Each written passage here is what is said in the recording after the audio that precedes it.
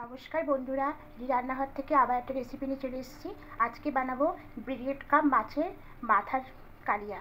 দেখুন এখানে বড় বড় দুটো মাছের মাথা নিয়ে নিয়েছি। এবার এখানে কড়াই বসেছি, কড়াইয়ে সর্ষের তেল দিয়েছি। তেলটা গরম হয়ে গেছে। এবার মাছের মাথাগুলো এপিট এপিট করে লাল করে ভেজে নেব।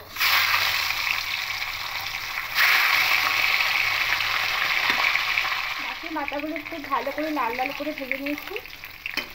এবার মাথাগুলো তুলে নেব।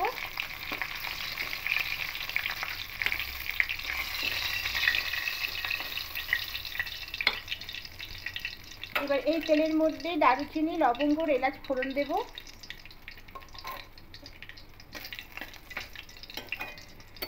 এখানে পেঁয়াজ বাটা আর টমেটো বাটাটাও দিয়ে দেব, টমেটো পেস্টটাও দিয়ে দেবো।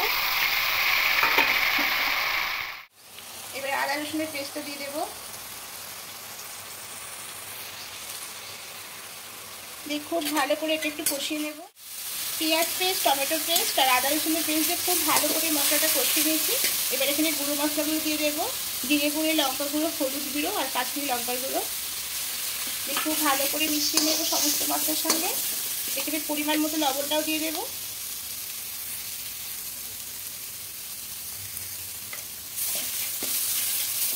আর এখানে অল্প একটু চিনি দিয়ে দেবো।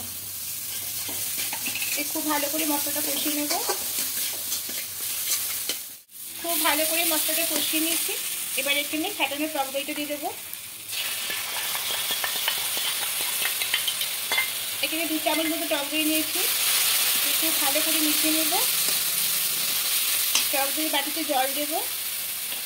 জল দিয়ে জলটা দিয়ে দেবো।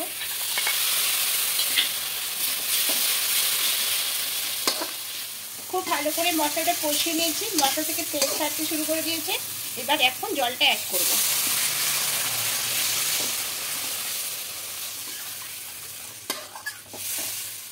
খুব বেশি জল দেবে না, অল্পই জল দেব। এবার মাছগুলো দিয়ে দেব। একটু উল্টে নেব। এবার দিয়ে কিছুক্ষণ মাছটা ফুটতে দেব। মাছের কালিয়াটা একদম রেডি হয়ে গেছে। এটা অন্য একটা পাত্রের মধ্যে ঢেলে নেব।